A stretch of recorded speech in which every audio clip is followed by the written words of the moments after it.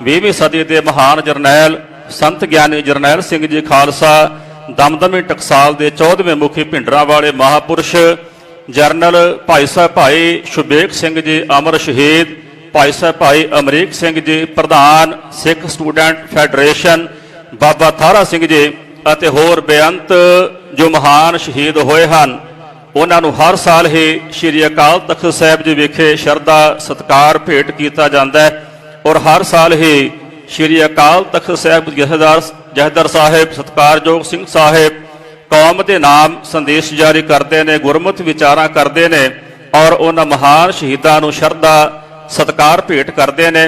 अज भी उन्होंने महान शहीदों को श्री अकाल तख्त साहिब के सानमुख शरधा सत्कार भेंट किया जा रहा है। मैं बड़े अदब सहित बेनती करदा सिंह साहिब ज्ञानी हरप्रीत सिंह जी जथेदार श्री अकाल तख्त साहिब वो माइक ते आउण, उन्होंने महान शहीदों को शरधा सत्कार भेंट करन और आप संगत के नाल गुरमत विचारां की सांझ पाउण। मानयोग सिंह साहिब ज्ञानी हरप्रीत सिंह जी जथेदार श्री अकाल तख्त साहिब बोले सो निहाल।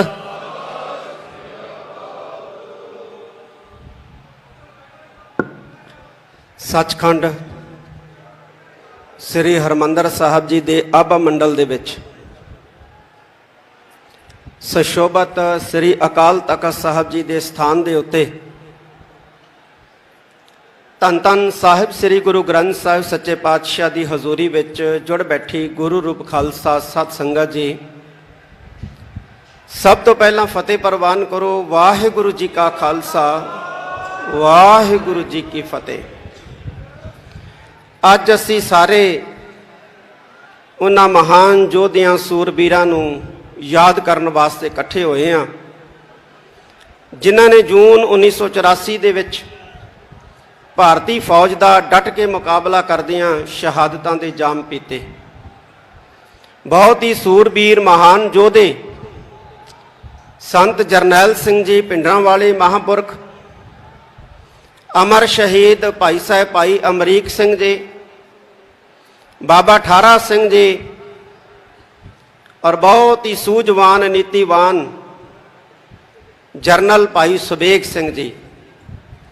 इन्हां तो अलावा अज दे दिन जून 1984 दे विच इस अस्थान दे उत्ते भारती स्टेट दे नाल लड़दियां बेअंत सिखां ने शहीदी दित्ती है, जिहदे विच बीबियां भी सन, बजुर्ग भी सन, बच्चे भी सन, नौजवान भी सन और असीं उन्हां शहीदां नूं याद करन वास्ते अज इकट्ठे होए हैं।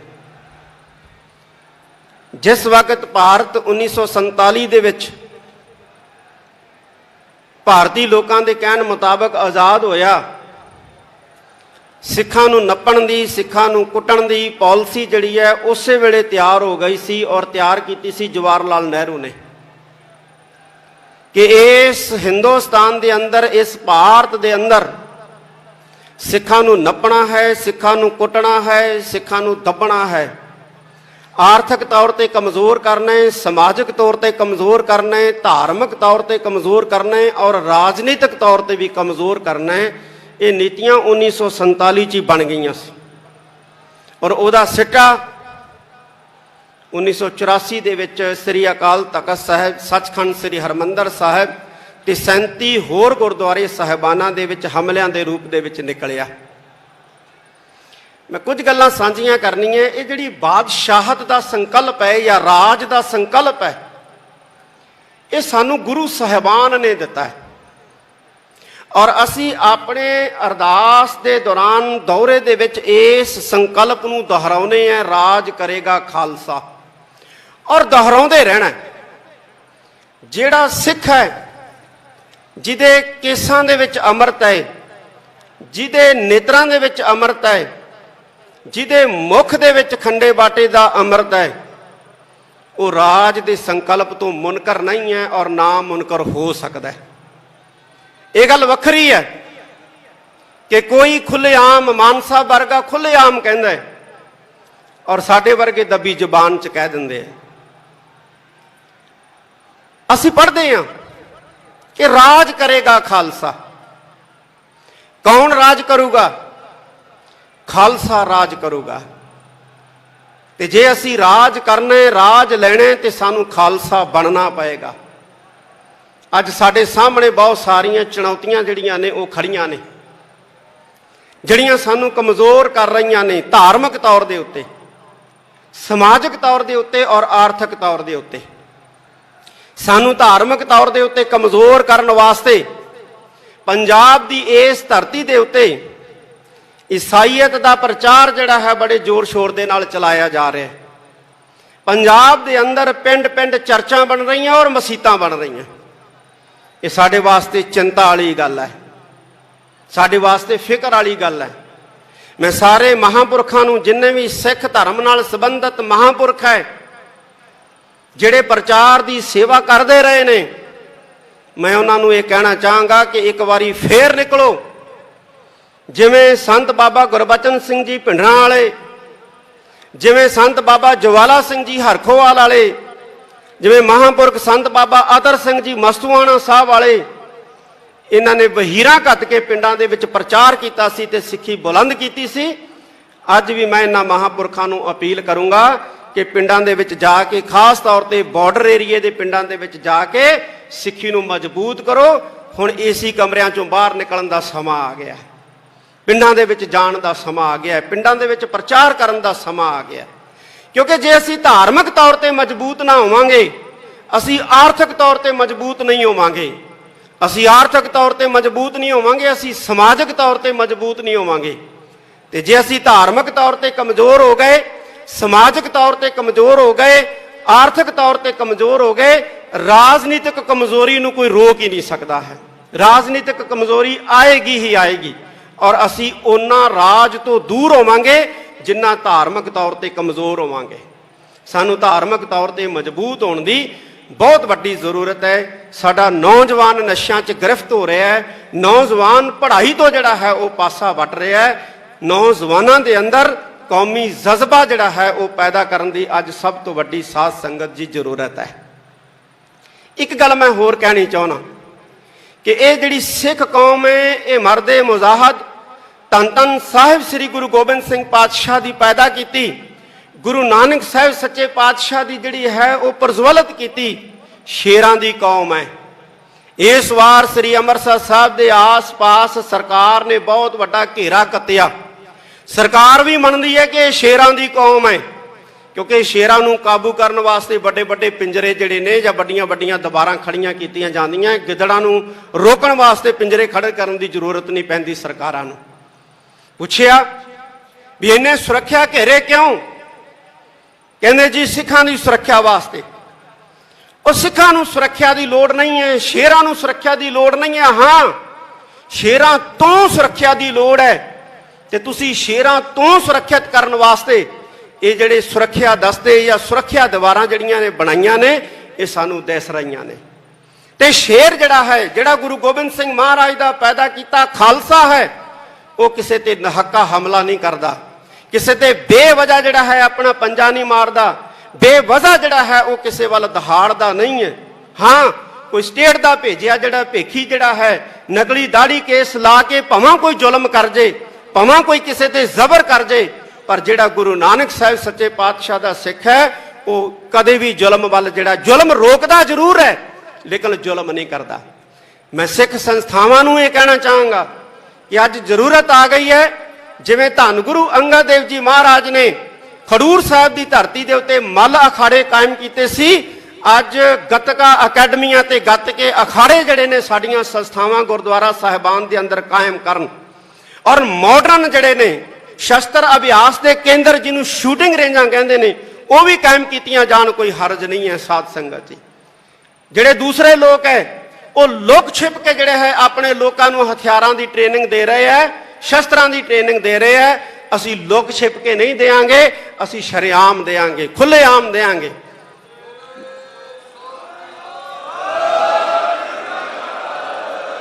ਅੱਜ ਵਕਤ ਆ ਗਿਆ ਅਸੀਂ ਇਕੱਠੇ ਹੋਈਏ, ਅਸੀਂ ਆਪਣੇ ਨੌਜਵਾਨਾਂ ਨੂੰ ਨਸ਼ਿਆਂ ਤੋਂ ਬਚਾ ਕੇ ਸ਼ਸਤਰ ਅਭਿਆਸ ਵਾਲੇ ਪਾਸੇ ਲਾਈਏ, ਬਾਣੀ ਦੇ ਅਧਿਐਨ ਵਾਲੇ ਪਾਸੇ ਲਾਈਏ, ਔਰ ਵਿਦਿਆ ਦੇ ਲਈ ਉਹਨਾਂ ਨੂੰ ਇੰਨਾ ਪ੍ਰਬੀਨ ਕਰ ਦਈਏ ਕਿ ਸਾਡੇ ਸਿੱਖ ਨੌਜਵਾਨ ਜਿਹੜੇ ਮੁਲਕ ਦੇ ਵਿੱਚ ਵੀ ਜਾਣ, ਯਹੂਦੀਆਂ ਵਾਂਗੂ ਉਹਨਾਂ ਦੀ ਇਕਨੋਮੀ ਨੂੰ ਜਿਹੜਾ ਹੈ ਉਹ ਕਾਬੂ ਕਰ ਲੈਣ।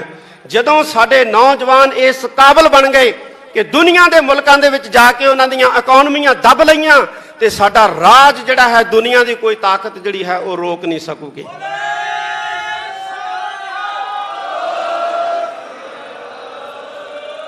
ਸੱਚਖੰਡ, ਸ੍ਰੀ ਹਰਮੰਦਰ ਸਾਹਿਬ, ਸ੍ਰੀ ਦਰਬਾਰ ਸਾਹਿਬ, ਸ੍ਰੀ ਅਕਾਲ ਤਖਤ ਸਾਹਿਬ ਤੇ ਜਿਹਨੇ ਵੀ ਹਮਲਾ ਕੀਤਾ ਉਹ ਬਰਬਾਦ ਹੋਇਆ ਹੈ। ਜਿਹੜੀ ਪਾਰਟੀ ਨੇ ਹਮਲਾ ਕੀਤਾ ਉਹ ਬਰਬਾਦ ਹੋਇਆ ਹੈ। ਔਰ ਜਿਹੜੇ ਮੁਲਕ ਨੇ ਸਾਥ ਦਿੱਤਾ, ਰਸ਼ੀਆ ਵਰਗਾ, ਉਹਨੂੰ ਇੱਕ ਨਿੱਕੇ ਜਿਹੇ ਮੁਲਕ ਨੇ ਜਿਹੜਾ ਉਹ ਵਾਣੀ ਪਾ ਰੱਖਿਆ ਹੈ। ਔਰ ਜਿੰਨਾ ਚਿਰ ਪੰਥ ਦੀ ਸ਼ਰਨ ਦੇ ਵਿੱਚ ਆ ਕੇ ਸੀਸ ਨਹੀਂ ਝੁਕਾਉਂਦੇ ਰਸ਼ੀਆ ਵਰਗੇ, ਇਹਨਾਂ ਨੂੰ ਟੁੱਟਣੋਂ ਕੋਈ ਨਹੀਂ ਬਚਾ ਸਕਦਾ, ਇਹਨਾਂ ਨੂੰ ਡੁੱਬਣੋਂ ਕੋਈ ਨਹੀਂ ਬਚਾ ਸਕਦਾ, ਔਰ ਇਹਨਾਂ ਨੂੰ ਮਰਨੋਂ ਕੋਈ ਨਹੀਂ ਬਚਾ ਸਕਦਾ ਹੈ। ਇਹ ਗੁਰੂ ਨਾਨਕ ਸਾਹਿਬ ਦਾ ਦਰ ਹੈ, ਗੁਰੂ ਨਾਨਕ ਸਾਹਿਬ ਦਾ ਘਰ ਹੈ। ਅੰਤ ਦੇ ਵਿੱਚ ਮੈਂ ਸਾਰੀਆਂ ਸਤਿਕਾਰਤ ਪੋਲੀਟੀਕਲ ਪਾਰਟੀਆਂ ਦੇ, ਖਾਸ ਤੌਰ ਤੇ ਸਿੱਖ ਪਾਰਟੀਆਂ ਦੇ ਆਗੂ ਬੈਠੇ ਨੇ, ਉਹਨਾਂ ਦਾ ਧੰਨਵਾਦ ਕਰਦਾ ਹਾਂ। ਆਪ ਸਾਰੀ ਸੰਗਤ ਦਾ ਧੰਨਵਾਦ, ਸਿੱਖ ਜਥੇਬੰਦੀਆਂ, ਸੰਪਰਦਾਵਾਂ ਦਾ, ਸੰਸਥਾਵਾਂ ਦਾ ਧੰਨਵਾਦ। ਅਸੀਂ ਇਕੱਠੇ ਹੋ ਕੇ ਚੱਲੀਏ। ਪਿੰਡਾ ਬੜਾ ਵਿਖੜਾ ਸਾਧ ਸੰਗਤ ਦੀ। ਜਦੋਂ ਕੱਲਾ ਬੰਦਾ ਕੋਈ ਪੈਂਡੇ ਦੇ ਉੱਤੇ ਸਫ਼ਰ ਕਰਦਾ ਹੈ ਤੇ ਬਹੁਤ ਤੰਗੀ ਆਉਂਦੀ ਹੈ, ਬਹੁਤ ਮੁਸੀਬਤਾਂ ਦਾ ਸਾਹਮਣਾ ਕਰਨਾ ਪੈਂਦਾ ਹੈ। ਪਰ ਜਦੋਂ ਕਾਫਲੇ ਬਣਾ ਕੇ ਵਿਖੜੇ ਪੈਂਡਿਆਂ ਦੇ ਉੱਤੇ ਤੁਰਿਆ ਜਾਂਦਾ ਹੈ, ਮਤਭੇਦ ਭੁਲਾ ਕੇ, ਤੇ ਉਦੋਂ ਵਿਖੜੇ ਪੈਂਡੇ ਵੀ ਜਿਹੜੇ ਆ ਉਹ ਆਸਾਨ ਹੋ ਜਾਂਦੇ ਆ। ਅਸੀਂ ਬੁਲੰਦੀਆਂ ਛੂਵਾਂਗੇ, ਗੁਰੂ ਦੇ ਬਣ ਜਾਈਏ। ਗੁਰੂ ਸਾਡੇ ਨਾਲ ਹੈ, ਗੁਰੂ ਦੀ ਅਸੀਸ ਸਾਡੇ ਨਾਲ ਹੈ। ਸਾਰੀ ਸੰਗਤ ਦਾ ਬਹੁਤ ਬਹੁਤ ਧੰਨਵਾਦ। ਵਾਹਿਗੁਰੂ ਜੀ ਕਾ ਖਾਲਸਾ, ਵਾਹਿਗੁਰੂ ਜੀ ਕੀ ਫਤਿਹ।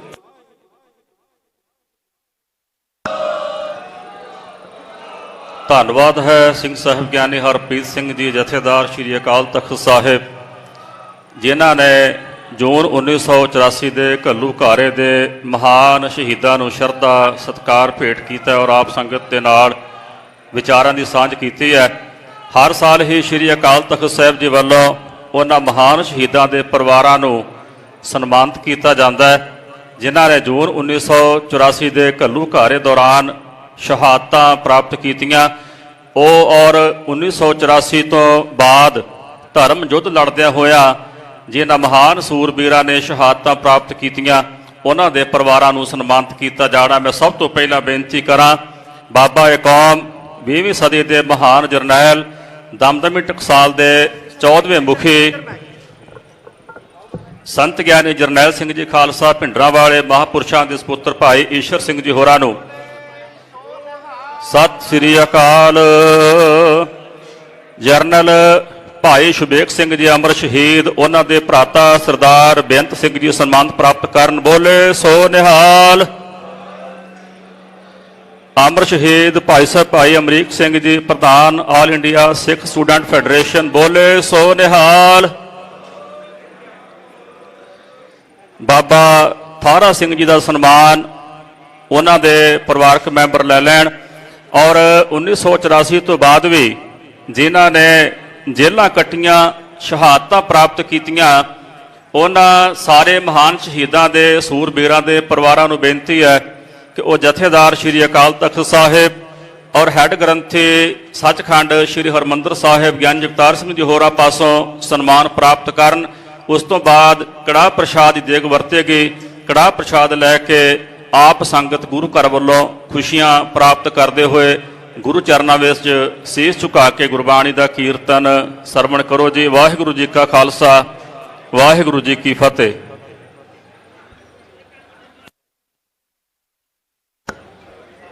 ਸ਼ਹੀਦ ਪਰਿਵਾਰ ਉਹ ਅੱਗੇ ਆ ਕੇ ਸਨਮਾਨ ਪ੍ਰਾਪਤ ਕਰਨ।